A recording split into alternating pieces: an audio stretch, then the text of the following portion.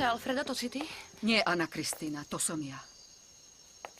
Doňa Josefa, čo tu robíte v noci? Stalo sa niečo?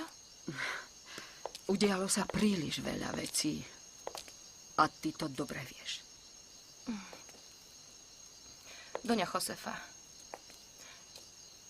keď bol Don Fernando na smrteľnej posteli, prisahala som, že splním všetky jeho želania. Ale nemôžem. Ach, preboha, to ani nehovor, Anna Kristína.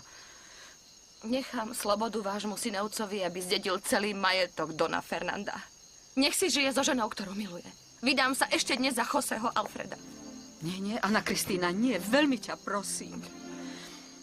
Sadni si. Ja chápem, že Oktaviova prítomnosť je pre teba neznesiteľná. A že ho už nikdy viac nechceš vidieť. Ale neporuš svätú prísahu, ktorú si zložila pri smrteľnej posteli môjho drahého brata. Doňa Josefa, pre lásku Božiu. Ak si mu slúbila, že splníš všetko, o čo ťa požiada, musíš sa vydať za Oktávia. Nemôžem. Nemôžem, prisahám, že nemôžem. Ak sa za neho vydám, budem ho nenávidieť. Nemôžem znášať toľké pohrdanie. Nemôžeš. Nie. Ani kvôli Fernandovi, ktorý bol ako tvoj otec. Mlčte, prosím. Ani preto, aby si zachránila niekoho, koho mal Fernando rád. Pretože Oktávia mal zo srdca rád. Aj keď nebol z jeho krvi. Môj úbohý brat nebude odpočívať v pokoji, ak sa Oktávio ožení s Fridou. Fernando bol presvedčený, že keď zomrie, Frida sa zase vráti, pretože je to dobrodružka bez zábran. Išlo jej vždy len o peniaze. Nie o lásku Oktávia. Ale Doňa Josefa... Nie. Prosím ťa, nechaj ma dohovoriť. Svojím testamentom chcel Fernando zachrániť Oktávia. Aj po svojej smrti myslí na neho.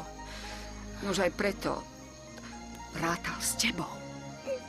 Ty ale odmietaš splniť sľub, ktorý mal byť pre teba posvetný. Počuješ? Nepokračujte, Doňa Josefa, už nič nehovorte. Nemôžem sa tak obetovať, ako ma žiadate. Oktávio miluje Fridu. A ja som pre ňo len príživníčka. Nemohla by som s ním žiť. Pokiaľ je o takom niečom presvedčený. Nemôžem.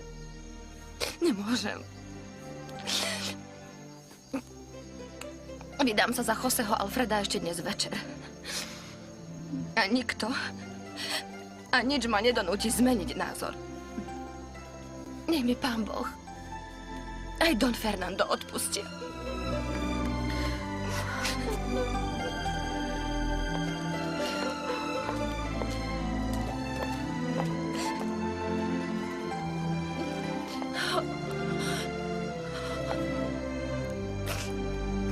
Si v poriadku? Áno, je mi len trochu zima. Daj si bundu. Áno, ďakujem. Chcela by som nemyslieť. Aspoň na chvíľu na to všetko zabudnúť.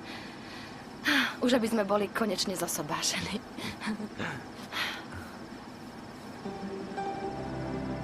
Zastav. Zastav! Čo je tam? Hrobka Dona Fernanda. Prečo si šiel tadiaľto? Je to najkratšia cesta. Cítiš sa dobre, láska? Si v poriadku? Bože môj. Don Fernando. Pôjdeme už. Nie. Vystúpim. Nie, kam ideš? Anna Kristína! Anna Kristína!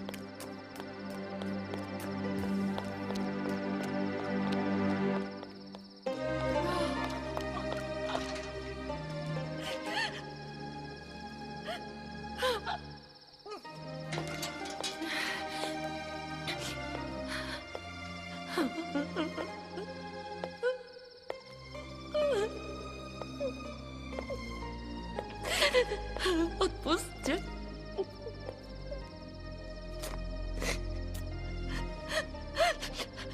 Odpusťte mi, Don Fernando. Odpustite mi moju nevďačnosť. Nezaslúžili ste si, aby som sa vám takto odvďačila. Za dobrotu, veľkorysosť, náklonnosť.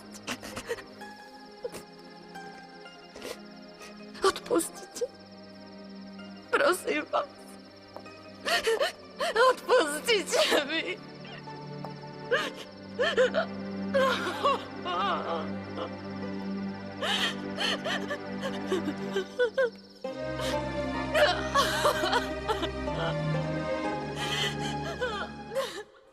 Iba som ti prišla povedať, že Anna Kristína sa ešte dnes večer vydá za Joseho Alfreda. Ten chlapec ju miluje a on by o nej nikdy nezapochyboval. Chcela som ti to povedať, lebo Anna Kristína sa mi zverila, že to robí iba preto, aby celý Fernandov majetok pripadol tebe. Myslím si, že toto je dostatočný dôkaz toho, že nie je taká, ako si myslíš. Dobrú noc.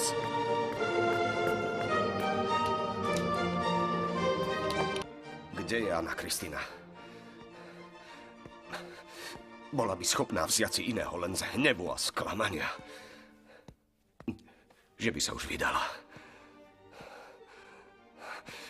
Možno je už v náručí Jose Alfreda ako jeho zákonitá manželka. Bože, prečo na ňu toľko myslím? Prečo?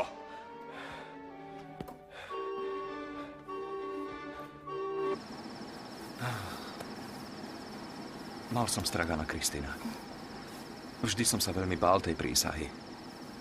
Hovorila si, že máš tak rada Dona Fernanda, že by si spravila pre ňoho čokoľvek. Ale neurobím to. Stále máme čas. Nechcem, aby si mi zajtra čokoľvek vyčítala. Čo urobíš, Anna Kristína? Neboj sa. Povedz, čo chceš urobiť.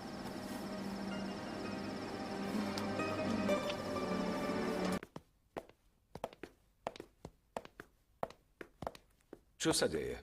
Prečo je tu lekár? Seňorite Josefe prišlo zle.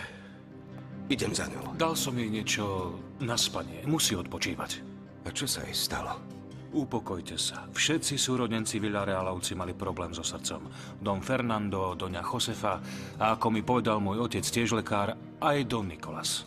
Môj otec? Otec mal problémy so srdcom? Áno. To som nevedel. Idem za tetou. Ďakujem, že ste prišli, doktor. Chodte.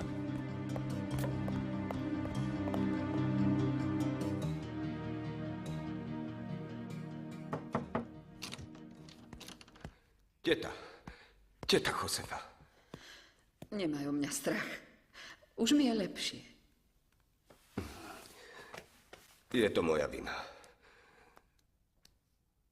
Bol som egoista.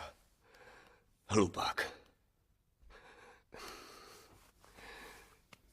Už len ty si mi zostala. Ak sa ti niečo stane, neodpustím si to. Nič sa mi nestane, Octavio. Neboj sa. Doktor Ramos mi dal niečo na spanie, takže budem odpočívať celú noc a zajtra budem ako vymenená. Veď uvidíš. Tak si dobre oddychni. Áno, synek. Nepotrebuješ nič? Áno, môžeš mi podať modlitebnú knižku. Je tam v zásuvke stolíka.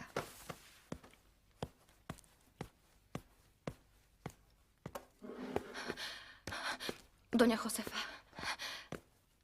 Josefa, ľutujem, čo som vám predtým povedala. Splním prísahu, ktorú som dala Donovi Fernandovi. Vydám sa za Octavia.